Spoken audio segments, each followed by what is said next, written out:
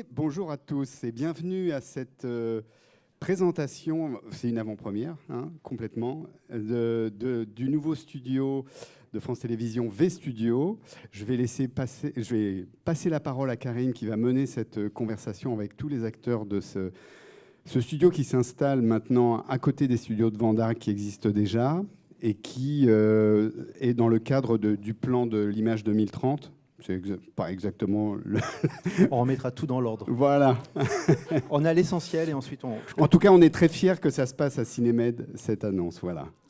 Je te laisse la parole, Karine. Merci, Christophe. Merci et encore de l'énergie, encore quelques jours, Christophe, pour le festival. Merci pour ton accueil et merci aussi de faire en sorte de permettre que cette rencontre se déroule ici à Montpellier dans le cadre du festival Cinémed. C'est à la fois le lieu idoine parce que cette manifestation facilite la rencontre entre les professionnels de différents métiers, mais également parce que ce festival propose aussi un écho naturel à l'activité du cinéma et de l'audiovisuel en région et plus précisément ici à Montpellier dans ses alentours proches. Laurence Schaub, Laurence, tu es à l'initiative de cette table ronde et je te remercie d'avoir songé à Occitanie Film pour l'animer. À moi, je te remercie de ta confiance. Et avec la région Occitanie, avec la métropole de Montpellier, je salue Éric Pinceau, élu à la culture. Nous sommes à vos côtés depuis le début de cette aventure dont tu vas nous rappeler les étapes. Et les studios de Vendargue, c'est déjà une histoire à raconter qui a déjà quelques années, mais c'est aussi des actualités, des projets à venir, projets qui s'inscrivent dans un secteur où vous dynamisez l'emploi, dans lequel vous générez des impacts économiques, où vous resserrez les liens entre tous les acteurs d'un écosystème en dressant aussi des passerelles entre la formation et les équipes de tournage. Et enfin, je ne néglige pas non plus que toute cette énergie est déployée pour créer des récits, pour créer des fictions, et nous sommes nombreux à suivre la production principale qui se fabrique dans vos studios et dans les rues de Montpellier notamment, et vous êtes nombreux à les croiser, la série Un si grand soleil, dont l'épisode 1500 sera diffusé lundi ou mardi prochain. Le succès de cette série quotidienne rappelle le désir toujours croissant du public pour la fiction, désir auquel répondent les chaînes historiques, ainsi que les plateformes qui émergent et qui trouvent ici en Occitanie des écrins pour leur tournage. Les décors sont riches et variés, ici dans l'Hérault, mais nous le savons depuis quelques années, nous avons pu aussi le mesurer plus précisément grâce à la rédaction d'un rapport en 2019. La France connaît un déficit en matière de studios de tournage. Et cette table ronde s'inscrit à la fois dans ce constat et dans cette dynamique globale, accélérée et consolidée avec l'appel à projet de la Grande Fabrique de l'Image France 2030. Nous allons échanger pendant 1 heure environ sur les opportunités créatives et de production qu'offre le tournage en studio, sur les nouvelles technologies de production virtuelle, ainsi que sur leur utilisation dans des logiques de formation des futurs professionnels. Laurence, je te laisse la parole, si tu veux bien, à la fois pour présenter les activités à V-Studio. Pierre-Marie, tu enchaîneras, si tu veux bien, avec... ne me dites pas non, sinon je serai embêté, c'est mon déroulé. Afin d'illustrer par des exemples concrets ce que vous êtes en mesure de créer au sein des Tontons Truqueurs. Et nous sommes très heureux aussi que vos propos soient enrichis par d'autres points de vue, celui de Sophie Cazes. Vous partagerez comment, à l'AFEMIS, vous vous emparez des nouvelles technologies au service de la formation des futurs talents. Olivier Théry-Lapiné, c'est une chance aussi de vous avoir et de pouvoir vous entendre nous parler de l'expérience passionnante qu'a été le tournage d'Emilia Pérez, de Jacques Audiard, en studio, et comment cet outil s'inscrit et répond à l'ambition esthétique du réalisateur et de toute son équipe. Et enfin, Dominique Cabrera et Gaël Bessière, vous étiez ici même, quasiment jour pour jour, il y a 1 an, pour évoquer le nouveau film que tu réalises, Dominique, ce film en fabrication alors, Des femmes comme les autres, qui sera en tournage d'ici quelques semaines ici à Montpellier. Et tout à l'heure, cet après-midi, vous avez pu visiter les studios de Vendargue et vous pourrez nous partager vos impressions sur cet outil, sur ses apports possibles pour celles et ceux qui créent des fictions. Laurence, je te laisse la parole, si tu veux bien, avec quelques visuels que tu pourras à la fois commenter et bien sûr, la parole aussi sera à vous quand vous le souhaitez.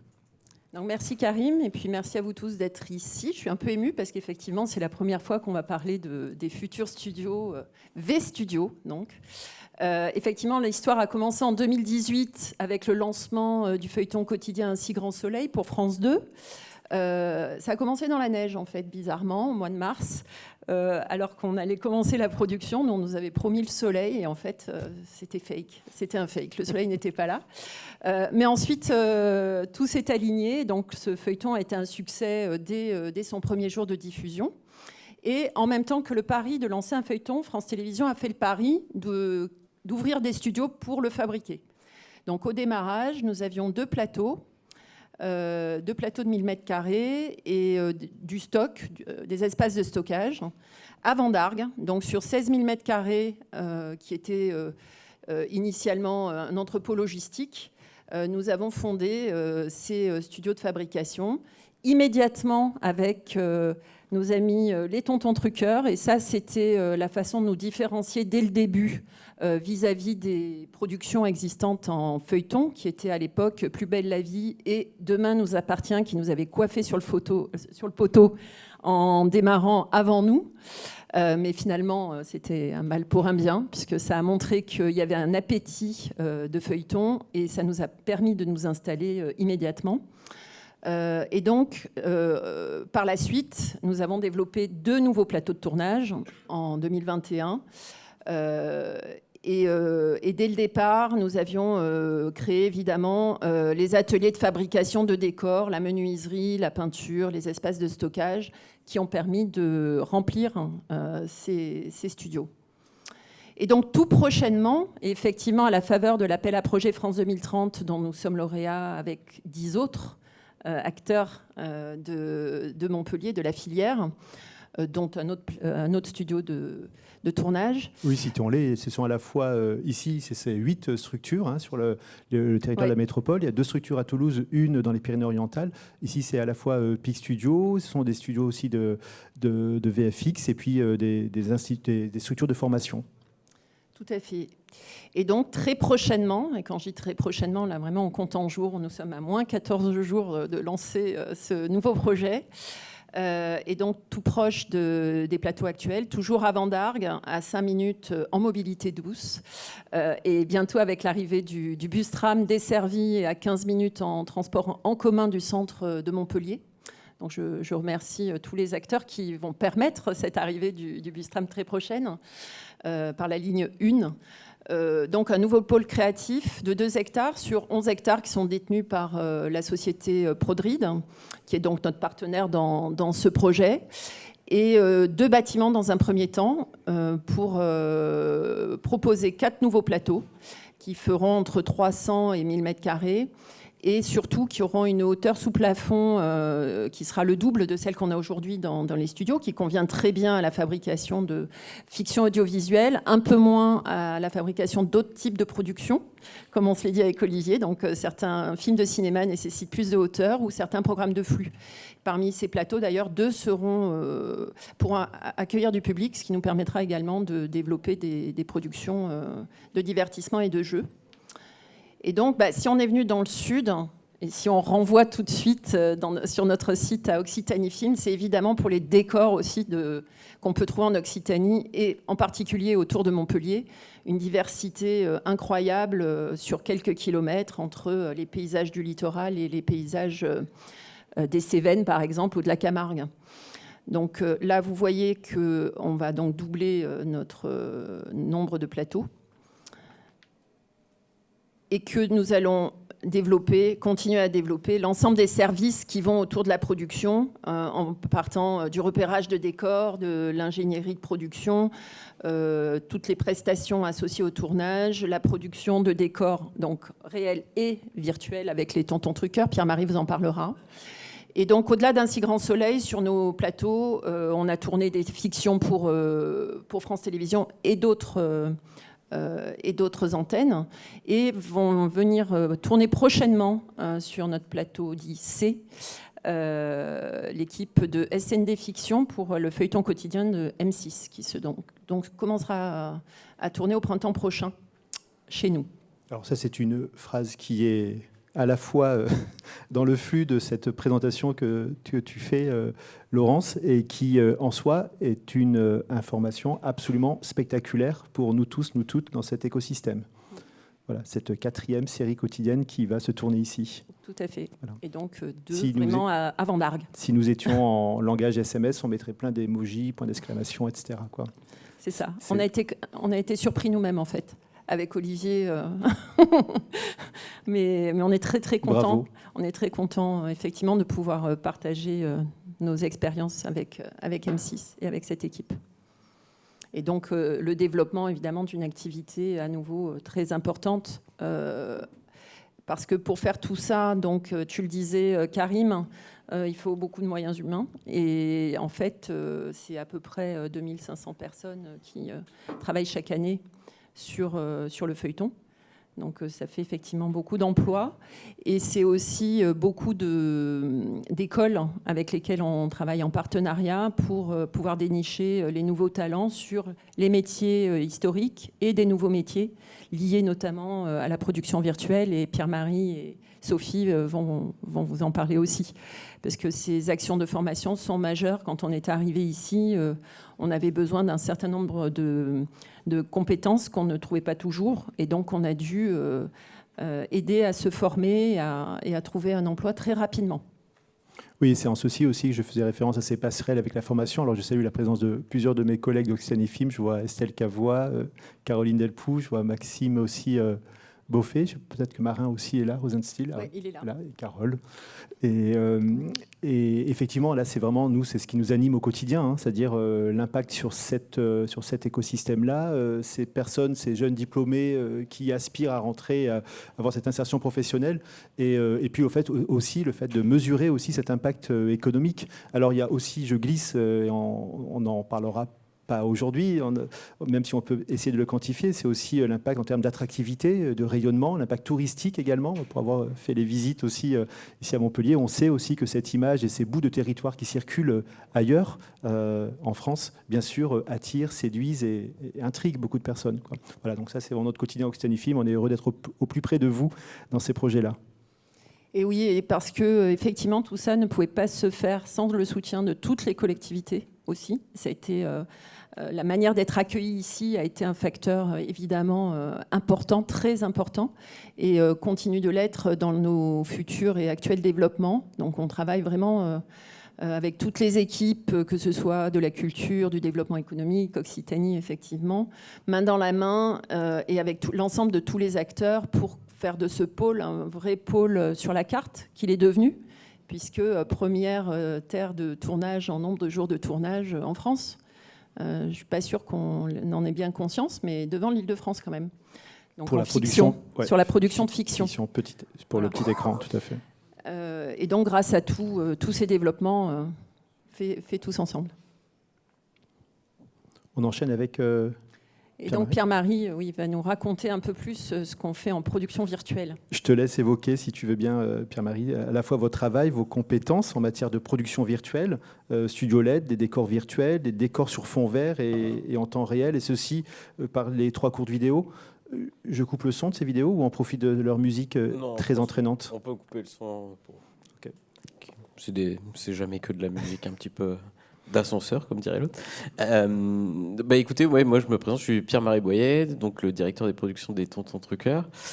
Donc la société a été fondée par Christian Guillon, un grand superviseur des effets visuels qui est maintenant parti à la retraite.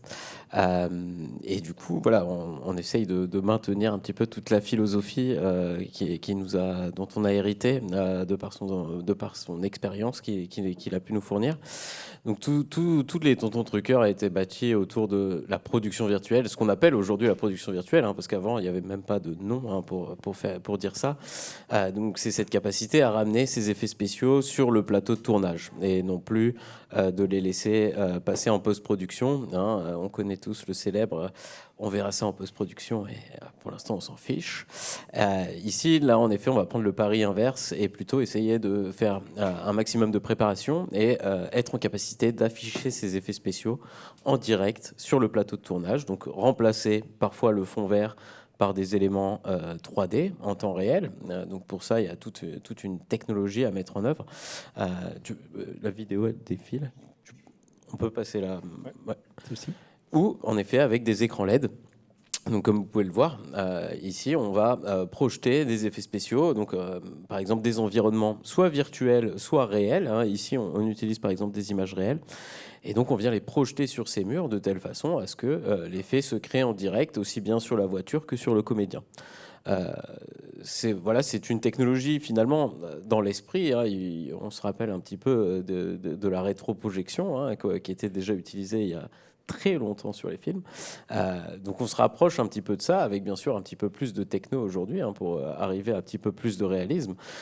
Donc c'est des nouvelles façons de tourner qui vont permettre aussi d'accélérer la production. C'est là où notre rencontre avec France Télévisions s'est produite. Eux, ils avaient un enjeu de en tout cas augmenter la qualité des images fabriquées en studio, en poussant et repoussant les murs du studio et plus en donnant ces images de studio très étriquées où on est un petit peu enfermé dans ces boîtes, parce que voilà, le prix du mètre carré du studio est quand même reste un enjeu pour tout producteur. Et ici, on va, malgré cette contrainte, donner cette impression d'être dans un décor naturel, c'est-à-dire voir par la fenêtre, mais plus cramer la fenêtre avec un voile blanc comme on le fait encore sur beaucoup de productions, qui est une méthode efficace, mais voilà, on voulait s'affranchir en tout cas de cette contrainte, donner de la perspective, donner l'impression de décor assez important. Si tu lances la vidéo, là, on va pouvoir voir un petit peu ce qu'on est capable de faire. Voilà, par exemple, dans cet hôpital, donner cette sensation que voilà, il y a un extérieur existe, il y a des couloirs qui font vivre cet hôpital, pour arriver jusqu'à des décors qui sont entièrement virtualisés aujourd'hui. Donc, c'est-à-dire, on va uniquement jouer avec des accessoires de jeu qui vont rentrer en interaction avec les comédiens. En revanche, tous les arrière-plans vont être générés en 3D. Donc là aussi, c'est une capacité qui est assez nouvelle. Ça nous permet de produire énormément de plans truqués, parce que c'est aussi, de par notre expérience sur la série quotidienne, on a industrialisé ce processus. Dans le cadre de la série, c'est 8000 plans par an qui sont fabriqués avec de la 3D en temps réel sur le plateau. Pour les techniciens, on va quand même se permettre un recalcul de la 3D en post-production, c'est-à-dire sans cette contrainte du temps réel, de telle façon à avoir une image plus définie, plus qualitative, et retrouver beaucoup ce photoréalisme qui va permettre de tromper le téléspectateur. Voilà, tous ces travaux nous ont permis aujourd'hui aussi de mettre un pied dans le cinéma, notamment avec le film de Noémie Merlan qu'on a eu la chance de présenter au Festival de Cannes cette année. C'était un petit peu, on avait déjà fait un premier long métrage, mais voilà, on n'était que sur une ou deux séquences assez simples pour faire de ce qu'on appelle une séquence de ruling, qu'on avait réalisé sur fond vert à l'époque. Nous n'étions pas encore dotés de l'outil écran LED, mais aujourd'hui, voilà, nous avons pu proposer la solution à Noémie Merlan pour reproduire tout un appartement en studio. Les femmes au balcon, c'est l'histoire d'une colocation de filles avec en face un photographe. Et elle avait bien repéré, voilà, ils avaient trouvé un décor, et même les 2 appartements étaient disponibles, mais un appartement était beaucoup trop petit pour accueillir une équipe de tournage de long métrage. Donc ils y ont réfléchi, ils pensaient y aller, et puis au dernier moment, ils ont dit non, mais on va pas rentrer dans ce truc-là. Donc ils ont dit bon, on va appeler les Tonton Truckers, ils seront certainement capables de nous reproduire ça. Et donc au travers du fond bleu, on a reconstruit en scannant tout l'immeuble à partir de drones. Donc on a fait une journée de drone pour vraiment capturer l'ensemble de l'environnement à reproduire, ce qui nous a permis de le fabriquer en 3D. Et une fois que nous l'avions, on était capable de le mettre dans toutes les situations. Donc dans le film, parfois il pleut, parfois il fait jour, parfois il fait nuit. Mais une fois que nous avions le modèle 3D, nous étions capables de le rendre interactif d'une certaine manière pour l'adapter au récit. Et ça, une fois qu'on avait fait ça, on a pu partir en tournage. Et là, sur le tournage, voilà, Noémie Merlan, quand elle ne jouait pas la comédie, parce qu'elle était aussi actrice, pouvait voir au retour du combo réalisateur l'appartement d'en face avec les actions nécessaires en temps réel. La chef opératrice a pu aussi travailler sa lumière en cohérence, bien sûr, avec les choses que nous allions incruster. C'est tout ce confort, en fait, qu'on va essayer d'amener.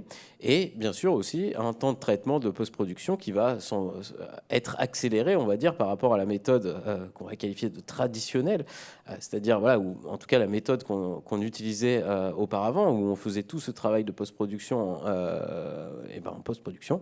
Voilà, là, on va faire une partie du travail en pré-production, en reconstruisant d'ores et déjà cet environnement virtuel. en tournage avec ce tracking caméra qui va s'opérer en temps réel et une première prévisualisation. Et finalement, la post-production sera juste presque une conformation. J'exagère un petit peu parce que pour le cinéma, on va quand même un petit peu aller plus loin et retravailler tout ça. Mais en tout cas, qui sera bien plus accéléré que si on avait utilisé une méthode un peu plus classique. Pierre-Marie, je te trouve à la fois très clair, très didactique. Je suis sûr que je pense que tout le monde a bien visualisé, mais je voulais quand même m'assurer que pour l'ensemble, alors je vois pas mal de professionnels pour qui c'est vraiment le vocabulaire quotidien, mais est-ce que c'est clair pour tout le monde? Est-ce que certains souhaitent des précisions techniques sur ce qui vient d'être dit? Parce qu'il me semblait aussi que tu n'as pas jargonné du tout. Et pour ma part, je crois avoir tout compris, donc c'est bon signe.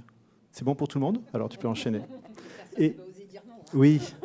Non, mais s'il ose, ça peut-être aidera les autres. Non, c'est bon, alors c'est parfait, c'est clair. Juste, tu as dit pendant qu'il y a eu 2 films avec des scènes de ruling. Est-ce que c'était pour Monsieur Spade? Non, c'était pas pour Monsieur Spade. Et pour les complices? C'était pour les complices. Les complices. Exactement. C'était pour les complices, voilà, où nous avions fait une séquence de voiture. À l'époque, nous n'avions pas encore doté de l'outil LED, donc on l'avait fait sur fond vert.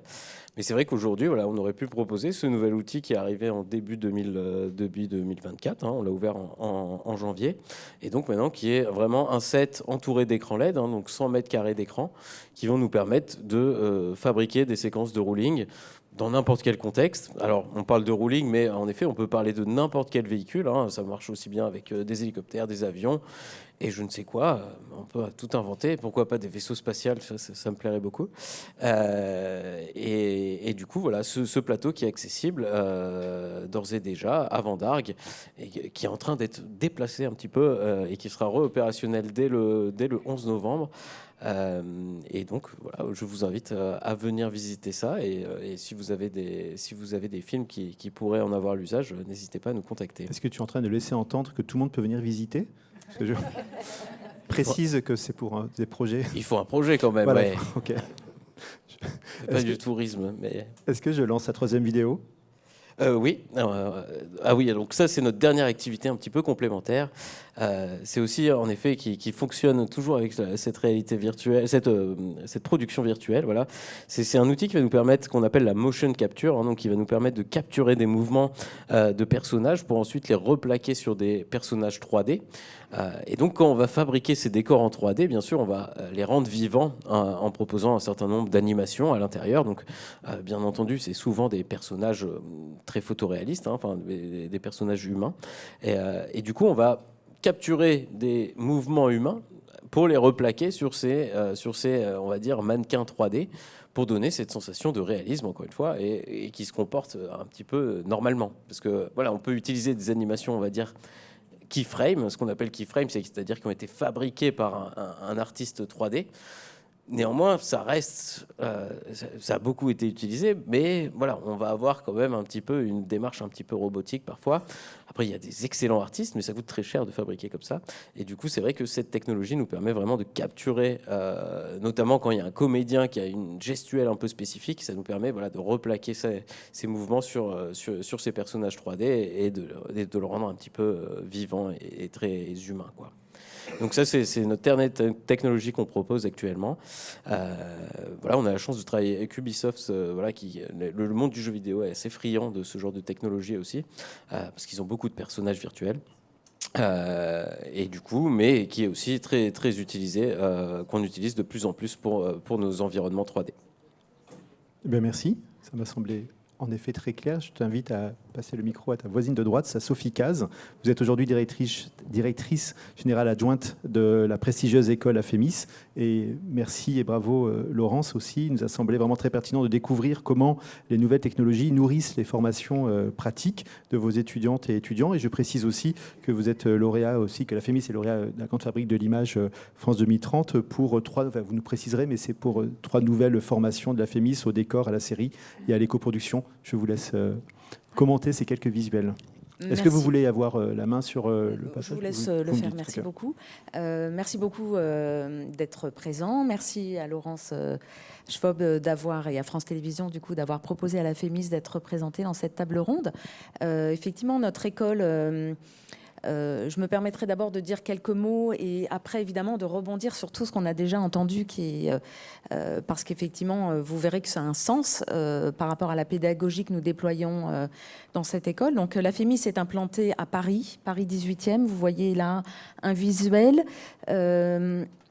Nous sommes sur 10 000 mètres carrés et nous avons la chance de pouvoir proposer en gestion toute l'année. Nous accompagnons 200 étudiants en formation initiale, toutes sections confondues. Je vais revenir sur les quelques métiers auxquels nous formons. Et 300 personnes qui viennent se former en formation professionnelle. Donc, cette école n'est accompagnée que de professionnels en activité. Nous n'avons pas d'enseignants permanents. Nous restons ainsi au contact, en tout cas on l'espère, de professionnels. D'ailleurs, Dominique Cabrera, qui est présente dans notre table ronde, a eu la gentillesse et le grand professionnalisme d'accompagner nos étudiants récemment. Donc, effectivement, nous sommes très attachés à pouvoir rester vraiment en lien avec les professionnels pour que les étudiants puissent bénéficier des savoir-faire, évidemment, qui se pratiquent. Une pédagogie qui se déploie sur 1 an à 4 ans. Nous formons au métier de réalisateur, de scénariste, à l'image, donc chef opérateur, au montage, au son, au décor, je vais y revenir, à la production. Donc nous avons une productrice parmi nous, voilà, et puis bon, un directeur de production aussi, un producteur aussi, voilà, tout à fait. Nous formons également à la distribution, exploitation. Donc distribution plutôt le volet marketing, exploitation plutôt la gestion des salles.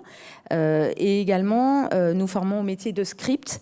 Et depuis une dizaine d'années, nous formons à la création et à l'écriture de séries.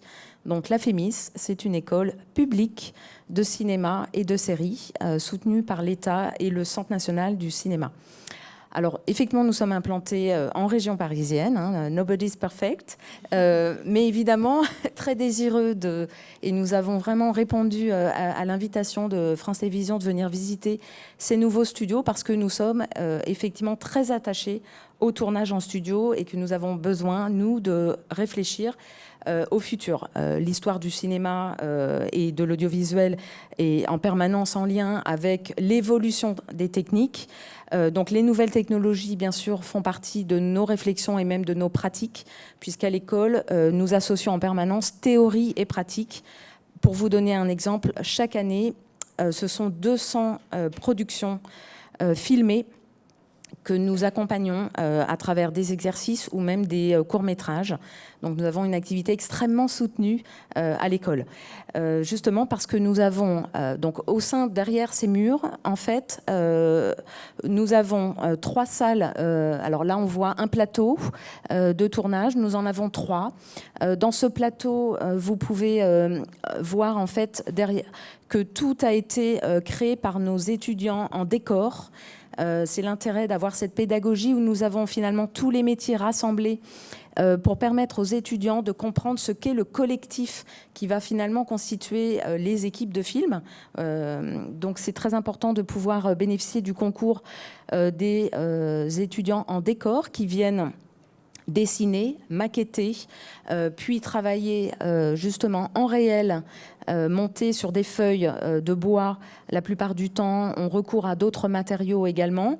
Il y a tout un apprentissage en 4 ans pour pouvoir se former justement à la construction de décors et pouvoir accompagner les étudiants réalisateurs ou les étudiants chefs opérateurs, par exemple, à venir déployer ensuite des propositions d'histoire à l'intérieur de ces décors. Donc à l'école, ce sont 3 plateaux, dont un plateau en fond vert. Et je vais effectivement vous montrer ce visuel. Nous y tournons des choses assez variées. On y fait évidemment des exercices. Justement, on travaille autour de cette question du vert. Au cinéma, on fait travailler nos chefs opérateurs, nos futurs chefs opérateurs, étudiants, à justement comprendre les possibilités de ce fond vert. Mais évidemment, on travaille aussi avec les étudiants en décor, parce que justement, dans le visuel d'après, on va voir, alors c'est cette chose assez étrange, nous y déployons effectivement un exercice qui s'appelle Exoplanète et qui va changer de nom, qui va s'appeler maintenant Interstellar. C'est-à-dire c'est un exercice dans lequel on amène les étudiants en décor et les étudiants en images à imaginer ce qu'est une exoplanète. Demain, plutôt un travail autour, justement, tu parlais des vaisseaux spatial, justement de travailler autour du vaisseau spatial. Donc, sur des choses qui sont... les exoplanètes, en fait, sont des planètes qu'on ne peut pas voir à l'œil nu. On n'en a que des connaissances théoriques. Et on fait travailler les étudiants avec des astrophysiciens qui, eux, viennent expliquer justement ce que sont les exoplanètes, que certaines peuvent être gazeuses, en tout cas on le devine. Et les étudiants, leur travail, ça va être d'essayer de passer de l'imaginaire à une concrétisation de cet imaginaire pour essayer de transposer une représentation de cette exoplanète. Donc là, en l'occurrence, on voit des choses sculptées. Donc il y a effectivement un accompagnement par des sculpteurs.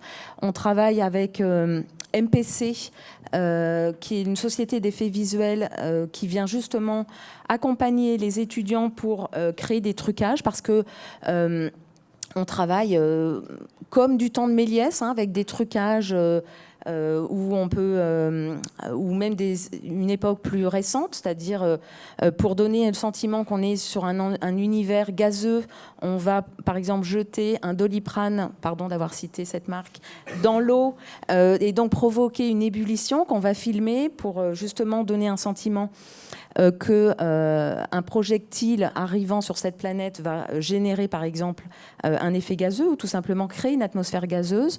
Donc en gros plan, ça fait effectivement des effets. Donc on peut arriver à des trucages extrêmement sommaires, très artisanaux, auxquels on est toujours très attaché à l'école, à aussi l'emploi de technologies bien plus élaborées, ce qu'on voit sur le plan d'après.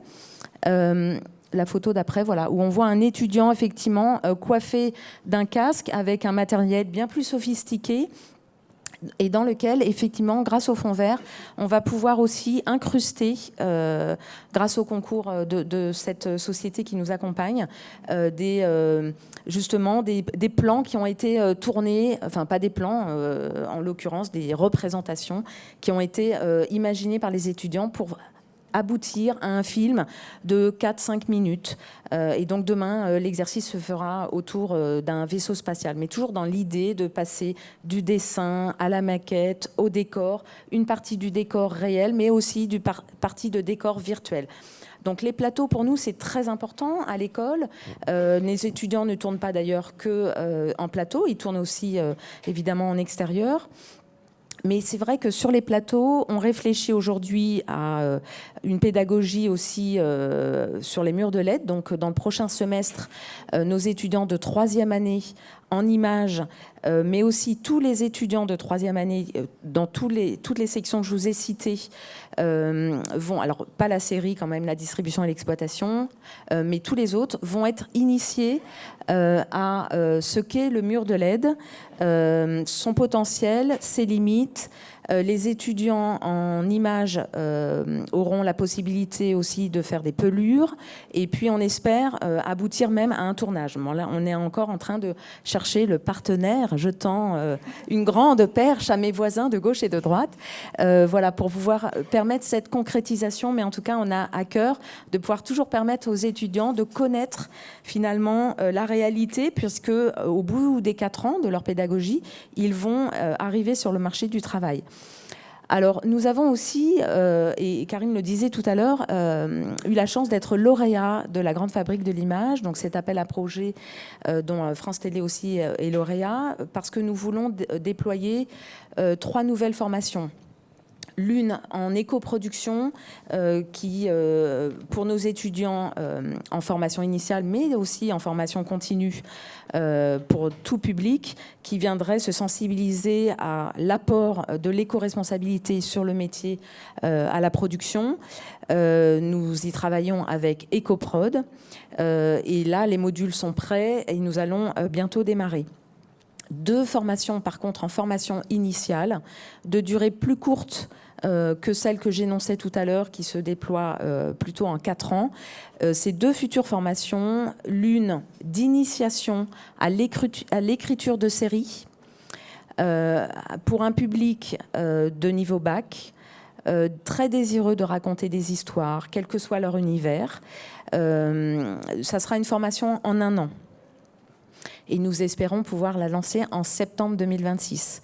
Nous ferons cette formation avec un certain nombre de partenaires, voilà, dont nous sommes actuellement en pourparlers justement très étroits avec France Télévisions et sur le point de signer autour de cette formation.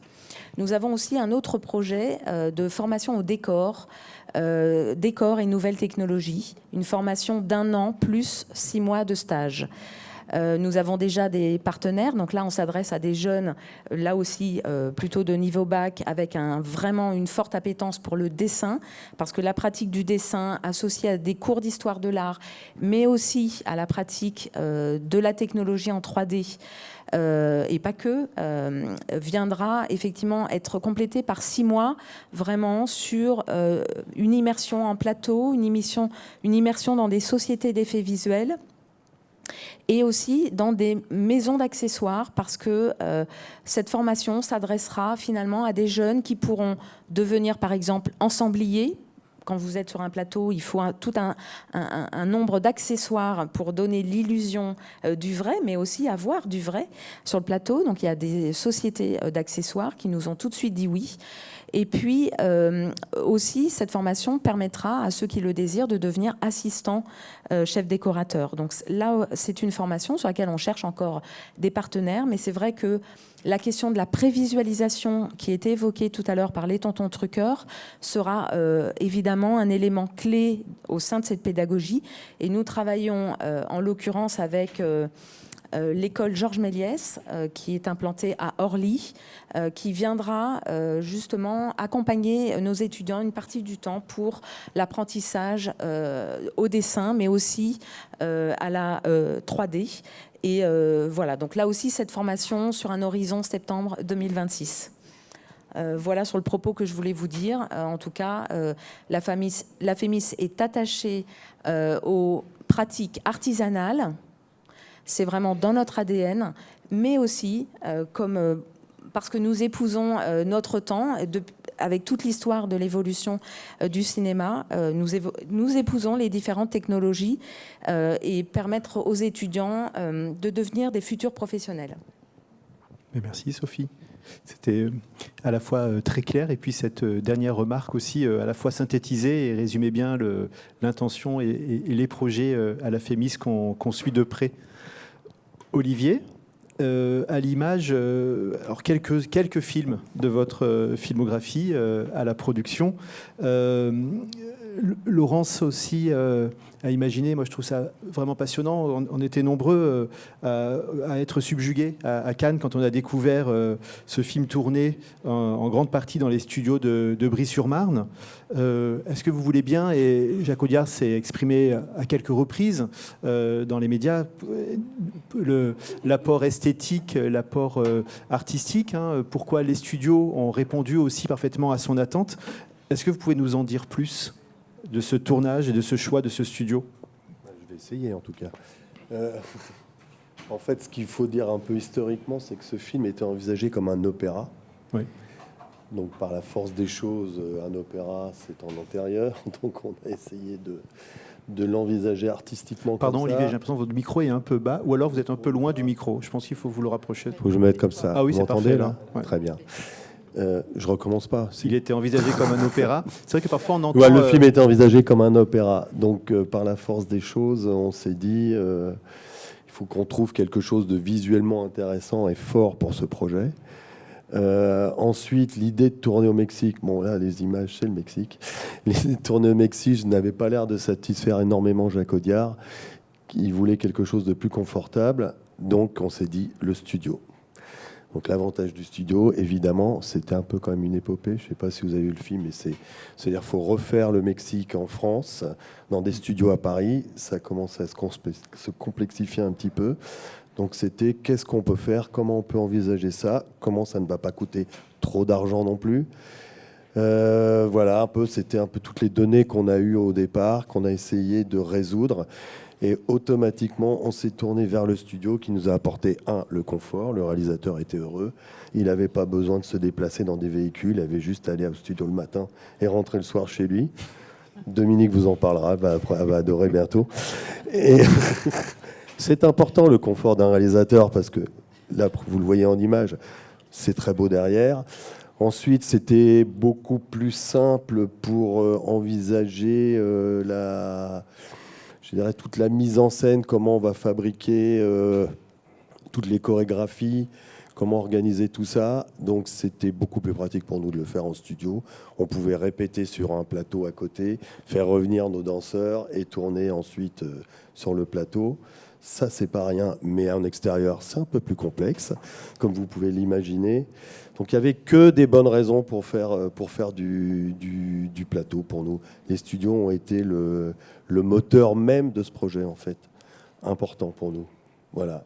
Est-ce que vas-y, je t'en prie, Dominique. Prends le micro. Est-ce que tu veux un véhicule personnel? Est-ce que vous avez plusieurs? Est-ce que vous avez mêlé des prises de vue réelles?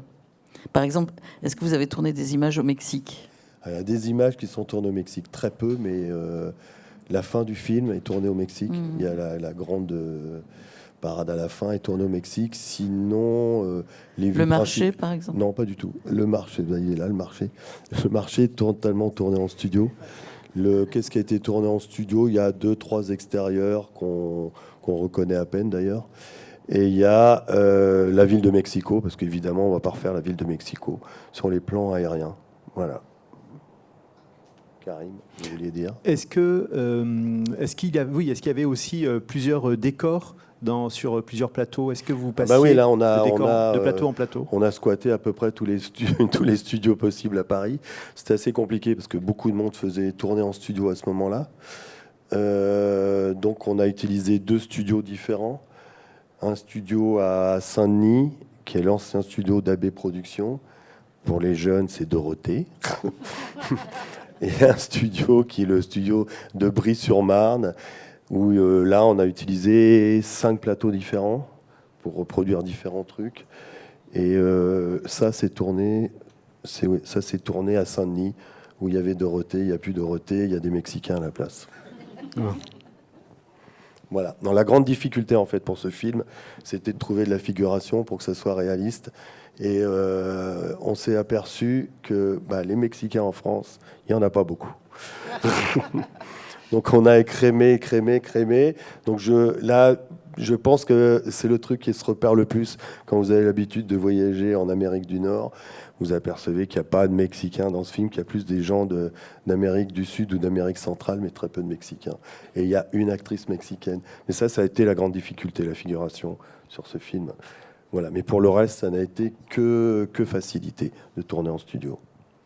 Et alors, vous avez commencé en citant ce terme d'opéra. C'est vrai qu'il y a eu cette hésitation entre opéra et comédie musicale pour le film. Enfin, je montre Guillaume, parce que Guillaume Boulanger est passionné de comédie musicale. Donc, quand il est là, je le montre pour... Mais finalement, en fait, on comprend que le tournage... Musicale, on n'a pas hésité, en fait. La comédie musicale s'est imposée d'elle-même. Oui. Au départ, c'était effectivement lié tout ce que voulait Jacques, c'était de la chanson. Donc pour lui, c'était assez important pour pouvoir faire passer l'émotion du film.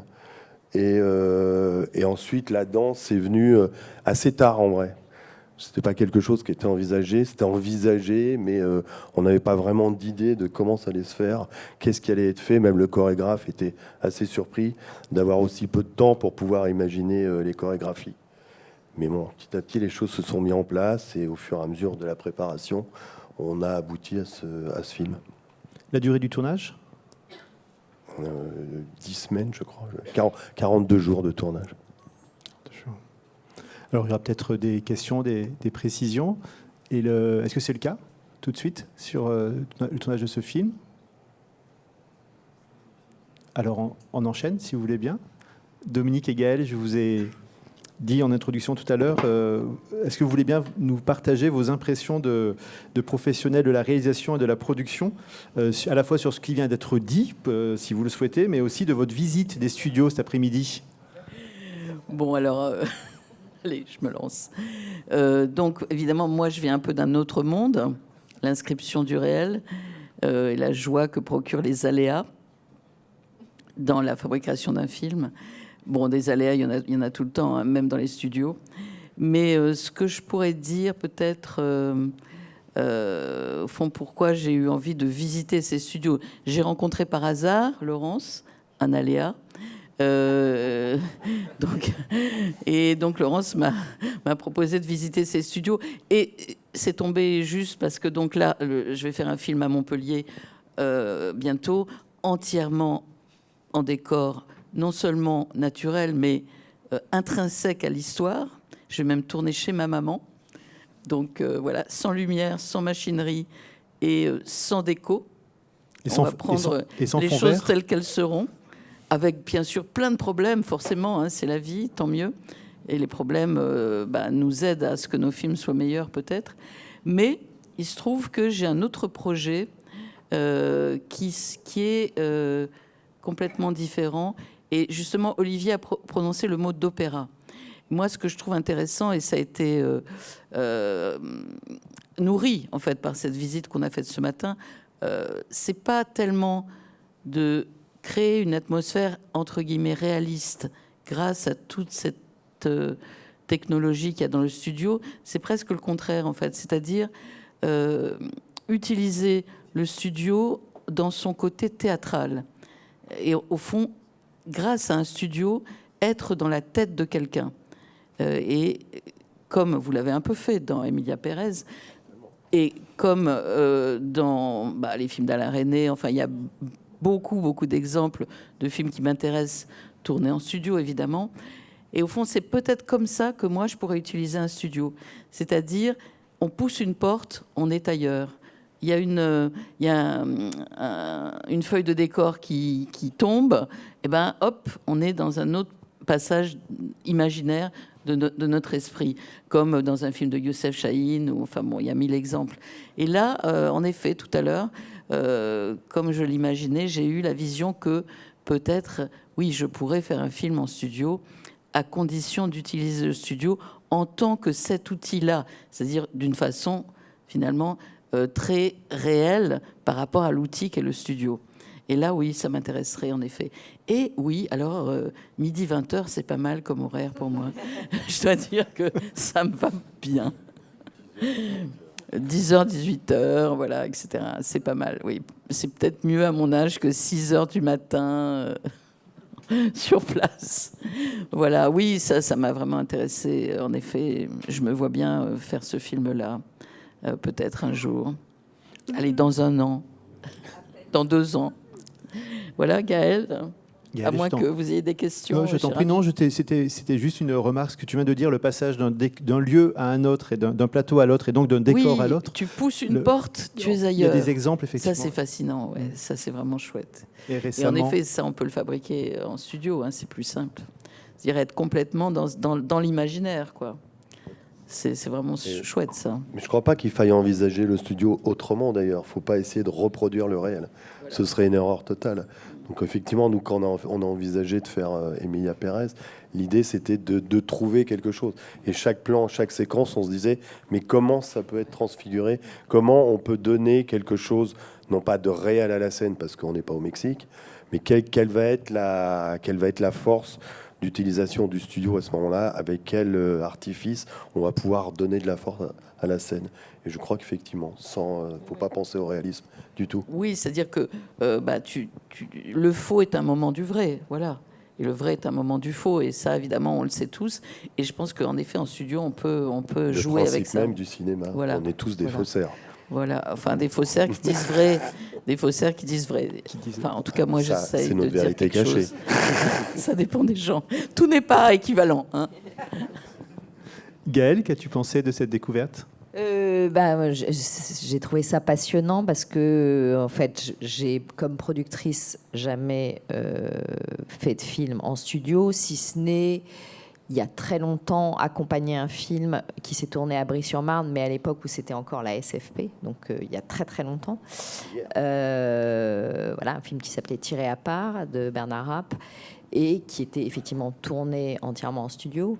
Et c'était marrant parce que c'était donc les techniciens de la SFP. Et alors ils étaient amusants parce qu'il y avait vraiment un truc, effectivement c'était 18h, ça se terminait, mais on éteignait l'électricité. Donc il n'était pas question à l'époque de dépasser l'heure, enfin tu vois,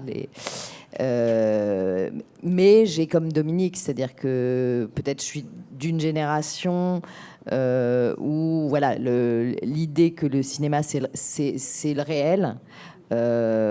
Mais pendant cet après-midi, justement, quand on était allé au studio, j'avais les mêmes références que toi. Je me suis dit, oui, mais si on pense à Mélo, si on pense à Smoking No Smoking, si on pense au bas fragile de Rivette, enfin, tous ces cinéastes-là, ou évidemment, plus loin de chez nous, à Fellini. Voilà, le studio pour son côté ouvert, théâtral, monumental, ou plus près, puisque je connais bien, parce que j'ai un projet avec elle, Caroline Champetier, quand elle a fait Annette de Carax, notamment justement la scène du bateau, enfin de la noyade, enfin voilà, il y a des choses comme ça, très opératiques là aussi, et pour lequel le studio est vraiment magnifique. Donc, mais j'ai trouvé passionnant l'espace, et même là aussi, je me suis laissé prendre là quand on a visité, puisqu'on a visité, je sais plus, il y avait un lycée, l'hôpital, c'est-à-dire que je suis rentrée et j'avais l'impression, on a ouvert là aussi, hein, on a ouvert une porte. Et j'en fréquente beaucoup, pas pour moi, vous inquiétez pas, mais en ce moment, et vraiment j'avais une impression de réel très très forte, quoi. Voilà, plus le travail passionnant et des tontons truqueurs. L'idée qui m'intéresse, effectivement, de se dire plutôt que de fabriquer tous ces effets en post-prod, voilà, l'idée de les fabriquer sur le plateau, je trouve que c'est vraiment intéressant. Peut-être moi aussi, à la fois les cinéastes que je produis, mais aussi peut-être aussi l'économie dans laquelle je suis, aussi peut-être m'a éloignée du studio parce qu'on a ce sentiment du coup. En tout cas, pendant très longtemps, et une réalité, un sentiment, une réalité. Combien ça coûte? Voilà. Un peu d'argent. Non mais c'est exactement la question. Parce que pourquoi souvent on tourne en décor dit naturel, c'est une question de coût. Donc ce serait intéressant que vous nous disiez, je ne sais pas si vous... Moi, je peux faire une première réponse, c'est qu'on produit un feuilleton quotidien. Oui. Et que l'économie d'un feuilleton quotidien, c'est évidemment le low cost de nos séries. Oui, mais bon, le coût, si tu veux, en fait, le rapport entre le coût et ce qui est fabriqué. C'est-à-dire que ce qui permet de tourner en décor. Ce qui est intéressant en décor naturel, c'est qu'il y a quelque chose de précieux qui nous est apporté par le temps qui a passé sur la ville, sur les gens. Tu vois, il y a quelque chose qui n'est pas payé, en fait, et dont on recueille le fruit dans ces endroits qui sont dits décors naturels. Et là, je pense que recréer ça dans un studio, c'est possible, bien entendu, on le sait tous, mais voilà, ça coûte du temps et de l'argent. C'est vraiment intéressant de parler de ça, si vous le pouvez. C'est intéressant de parler de ça, en effet, mais en effet, il faut quand même un usage, enfin voilà, de fabriquer des décors 3D. Voilà, vous l'avez bien en tête, c'est un investissement et c'est un travail voilà, qui est compliqué. On a parlé, voilà, on déploie des animations qui ont été faites en motion capture. On a besoin parfois d'aller scanner des bâtiments pour être fidèle au réel. Parfois, on va avoir des créations, donc là vraiment de la modélisation, donc du temps de travail qui est quand même assez long avec beaucoup de corps de métier. Hein. On parle de presque... Chez Tonton Truqueur, et pas beaucoup, mais en vrai, on a presque 6 ou 7 corps de métier. Donc, en effet, voilà, pour un décor 3D, on va en appeler déjà 4 ou 5. Donc, en effet, c'est un vrai investissement. C'est là où voilà, il y a une vraie discussion à avoir avec la réalisation. Si, en effet, c'est une séquence one-shot et qu'on se dit, bon, alors voilà, on se dit c'est le money shot, alors ok, on y va, bon, ben voilà, ça va coûter de l'argent. Mais voilà, c'est le money shot, on en est conscient. Si en revanche on se dit non mais ouais, c'est pas un truc si important et c'est one shot, ça va pas être la technologie à mon avis qui va être privilégiée. On va se dire c'est trop cher pour faire un truc comme ça où c'est pas intéressant. En revanche on se dit on va se faire un décor 3D et voilà, je sais pas moi, un tiers du film va se passer dans ce lieu-là et on va le faire évoluer. Voilà, on sait que on aura la tempête quand on la demande. On sait qu'on aura un éclairage. Voilà, on a besoin de 2 couchers de soleil. Enfin, des trucs qui sont très difficiles à obtenir finalement dans le réel. Et ben là, ton investissement, tu vas le retrouver parce que avoir tes 3 journées de tournage et en fait qui vont devenir 6 parce que tu vas rater 2 fois le coucher de soleil. Et ben finalement, là, tu te dis, voilà, ce temps qu'on a mis sur la 3D, bah, c'est gagné parce que le coucher de soleil, on va le tourner en 1 jour et demi, si ce n'est en 1 jour, parce qu'on sait qu'il est là pendant 8 heures. Et donc, et plus, hein, parce que maintenant, on n'éteint plus quand même. Les arguments sont imparables. Hein. Ça veut dire qu'on va être très bronzé à la fin. Non, mais à chaque un non, mais argument. ce que en plus je trouvais très intéressant dans cette visite aussi ce matin plutôt, c'était aussi l'idée que cette alliance entre les studios France Télévisions et vous avait été fait dès le départ et que du coup il y avait un côté recherche et développement. C'est ça que je trouvais passionnant, qui fait que des nouvelles idées, on est du côté de la création aussi, et c'est ça que je trouvais vraiment passionnant. On retrouve la création de ce point de vue-là. C'est là où, en effet, en tout cas, la série quotidienne a été un formidable laboratoire d'expérimentation. Quand Christian Guillon a monté, maintenant, on se parle de ça il y a 8 ans. Christian Guillon, qui est encore une fois quelqu'un qui vient du monde du cinéma, quand on a eu l'opportunité de partir sur la série quotidienne, alors lui, par ses yeux de superviseur de cinéma, avait un peu les gros yeux, et bon, on a réfléchi, on a dit, mais si, ouais, eux, ils nous font confiance, on y va, quoi. Et au final, même lui, il s'est dit, mais en fait, c'est super, parce que voilà,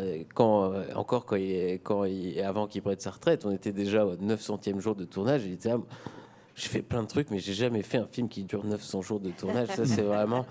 Et pendant ces 900 jours de tournage, et maintenant, qui sont devenus 1500, on a fait des tas d'essais, des tas de trucs, et des trucs qui n'ont pas marché, des trucs qui ont marché, mais on fait un long métrage en volume par semaine, qui est un long métrage de télévision, mais on a essayé plein de choses, quoi, entre de la course-poursuite à faire des décors où il se passe des choses incroyables, à tenter de faire de la figuration virtuelle un peu précise. Il y a des trucs même qui nous demandaient, nous on n'y croyait pas vraiment et finalement ça marchait. Il y a des trucs on a essayé de leur vendre et finalement ça marche pas bien, et vice versa. Et du coup on a pu essayer de plein de trucs et c'est comme ça qu'après maintenant on est capable de proposer tout ça à l'industrie du cinéma, quoi. Sophie voulait dire un Alors petit mot. justement, je voudrais rebondir sur ce qui se dit à l'instant, parce que nous, c'est ce qui nous a fasciné aussi lors de la visite à Vendargue. On est allé mi-septembre avec l'un des co-directeurs département au décor. C'est justement de voir le champ des possibles s'ouvrir, notamment par la prévisualisation, comme on voit certains métiers. Justement, il était dit tout à l'heure, on verra en post-production. Là, c'est plutôt, on verra en amont. Donc, lors de l'écriture, donc avec le scénariste, le réalisateur et le chef d'éco, l'idée justement d'un champ qui peut s'ouvrir. Alors évidemment, employé à bon escient. Donc c'est justement l'intérêt à quel moment y recourir et pourquoi. En tout cas, nous, en tant que centre de formation, c'est ça qui nous intéresse. Évidemment, de pouvoir apporter aux étudiants qu'ils aient toute la palette des possibles. Mais c'est ça qui nous intéresse. C'est-à-dire, on a la chance, nous, dans notre école, d'avoir justement tous ces étudiants en formation, de pouvoir justement rapprocher ces mondes-là pour leur donner cette opportunité. Et voilà, à Vendargue, c'est très net. On le voit de façon... et effectivement, on passe une porte et d'un seul coup, on est dans un hôpital, alors qu'on est que dans quelques mètres carrés. Mais on voit bien que, effectivement, ce fond vert, on va y venir glisser beaucoup de choses. Un extérieur ou une chambre d'hôpital, etc. Donc, c'est très fascinant. Et nous, ça nous inspire beaucoup. Juste une remarque. Il y a aussi quelque chose d'intéressant, c'est la communauté de travail. Tu vois, c'est-à-dire que dans un seul lieu, tous les jours, se retrouvent des corps de métiers différents. Oui. Et que peut-être des choses peuvent s'échanger, qu'il peut y avoir une espèce de force créatrice qui vienne peut-être de là, ou qui soit étouffée, bien sûr. Hein. Mais ça m'a intéressé. Oui, et puis qui travaille sur des étapes. Olivier Rollins pourrait... C'est ce temps quotidien, nous, qui travaille sur des étapes aussi très différentes aussi, hein, ceux qui sont sur des épisodes plus lointains, sur des temps de préparation pendant que d'autres tournent. Enfin, il y a tous ces temps-là, ces concordances des temps qu'on retrouve aussi dans un même lieu. Juste une toute petite référence d'ordre filmographique. Vous avez cité plusieurs films, notamment d'Alain René, Mélo et Smoking the Smoking. Et plus près de nous, il y a eu le film à la fois plus près de nous en date et géographiquement, le film de Malik Chiban, de ma part, de Gaulois, tourné non pas à Vendargue, mais à Colomiers, tout près de Toulouse, où Malik Chiban a utilisé aussi les décors comme des possibilités de rentrer dans des univers différents. On voyait ainsi l'adolescent Majid Cherfi, d'après son livre, on le voyait à la fois au lycée, puis l'instant d'après, traversant une porte dans sa chambre. Voilà, effectivement, l'outil était utilisé aussi comme une accélération et un rapprochement des lieux. Voilà. Ouais, alors, je signale juste qu'il est 18h et que s'il y a... Allez, non, je voudrais juste rebondir juste rebondir sur l'économie dont tu parlais. Et je pense qu'il est important, c'est que c'est la nature même du scénario qu'on a entre les mains qui va déterminer comment on va le fabriquer, qui va nous dire est-ce que c'est intéressant, est-ce que c'est pas intéressant, est-ce que le studio, on peut se permettre du studio parce que ça va générer justement de l'économie. Enfin, il ne faut pas envisager l'utilisation du studio comme quelque chose, on va tout fabriquer, on va faire des décors, on va faire des pirouettes, on va faire tout ce qu'on veut. Non, il faut... Tu te dis, je lis un scénario, le scénario, je me dis, tiens, ça c'est intéressant de le faire en studio parce que des trucs tout bêtes, une chambre, on sait tous que c'est super pénible de tourner dans une chambre, dans une salle de bain, dans des choses comme ça. Si tu as 10 jours de tournage dans une salle de bain, ça devient une espèce d'évidence que tu vas faire du studio parce que tu vas gagner du temps, parce que tu vas gagner en économie, parce que ta lumière va toujours être en place et que tu arriveras le matin, tu repartiras le soir, tu reviendras le lendemain, ta lumière sera toujours la même et tu pourras toujours continuer à tourner. Et je pense qu'il y a énormément de choses qui se font maintenant, qui sont pratiques parce que justement... on allie le studio avec ces nouvelles possibilités technologiques. Si on est sorti du studio, si la nouvelle vague nous a fait sortir des studios, c'était pour des raisons économiques, parce qu'on n'avait pas les moyens et que les appareils étaient beaucoup trop lourds, beaucoup trop chers. On est descendu dans la rue, on a mis des caméras sur des voitures, on a fait un peu ce qu'on voulait, on faisait de la caméra portée, parce qu'on avait des envies de film et que c'était pas cher. Aujourd'hui, je pense qu'on est en train de faire un espèce d'effet inverse, où peut-être que le studio et ces nouvelles technologies vont nous redonner cette espèce de facilité économique à générer autre chose, en fait. Et même dans la narration, dans le discours qu'on peut avoir dans le cinéma, on est en train de retrouver une grammaire qui était un peu épuisée. À l'inverse, certains films ne peuvent pas se faire en décor naturel, en fait, et ne peuvent se faire qu'en studio pour des raisons économiques aussi. Exactement. Tout existe, mais effectivement, tous les projets ne sont pas, comme tu le dis, Olivier, désignés à être faits en studio et réciproquement. Mais ce qui est plaisant à entendre quand on vous écoute, c'est l'aspect créatif et que procure finalement cet endroit, qui n'était pas forcément au départ ce qu'on peut imaginer. Voilà, on imagine, dès qu'on parle studio, on parle grande fabrique, on parle industrie. Voilà. Et en fin de compte, on se rend compte en vous écoutant que c'est aussi un facteur d'inspiration, le studio. Comme le disait d'ailleurs Jacques Audiard lui-même en parlant de son film. Et peut-être tu peux nous en parler. Tu bavardes à côté. Que Jacques Audiard disait que le studio avait finalement été une source d'inspiration pour son film avec la musique. Et que donc finalement on est dans un rapport inverse à ce qu'on imagine habituellement, c'est-à-dire le studio comme un lieu industriel. Complètement. Il n'avait jamais tourné en studio. Il n'envisageait même pas de tourner en studio.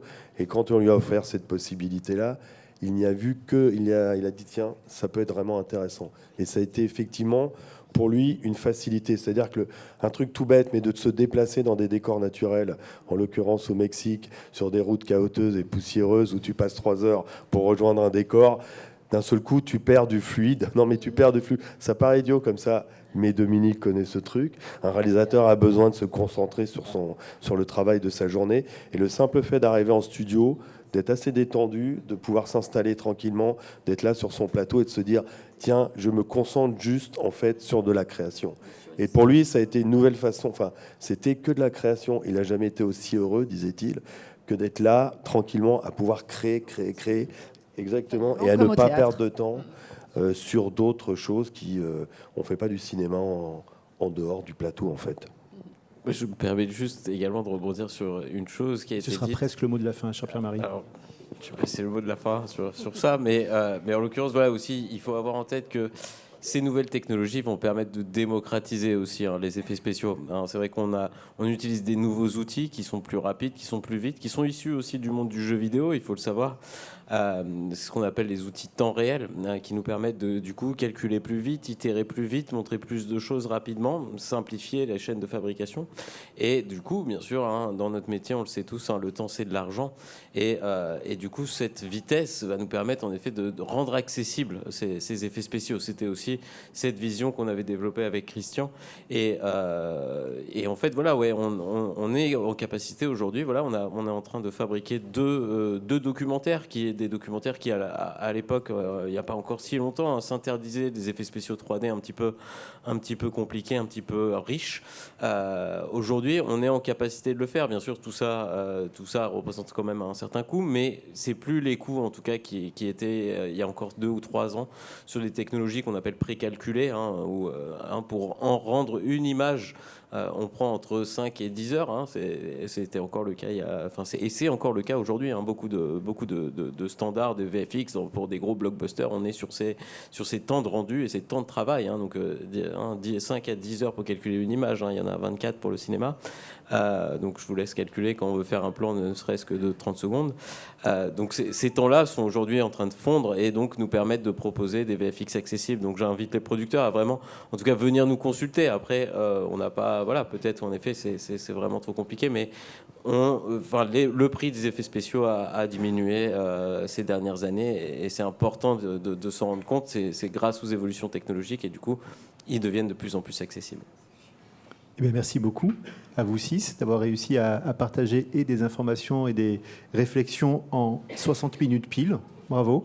Laurence, est-ce que tu veux peut-être conclure et peut-être... Moi, je voudrais vous remercier tous d'être venus et puis effectivement d'avoir partagé vos expériences et la vision que ça vous a donné des studios. Et puis j'espère que nous aurons l'opportunité de nous revoir pour des projets et également avec certains d'entre vous dans la salle. Sophie également, puisque en effet, on réfléchit ensemble sur les sujets de formation. Et puis avec d'autres partenaires présents aussi dans la salle, plus proches géographiquement, mais peut-être que la FEMIS montera un jour une antenne à Montpellier, qui sait. On a le cours Florent déjà qui s'est déporté tout près de nous. Et donc on sera très heureux très bientôt d'inaugurer nos futurs studios et dont l'activité démarrera, on l'espère, dans 1 an à peu près. Donc bienvenue à tous les créateurs sur cette terre de création qu'est l'Occitanie. Eh bien, merci beaucoup à vous. Merci de vos présences.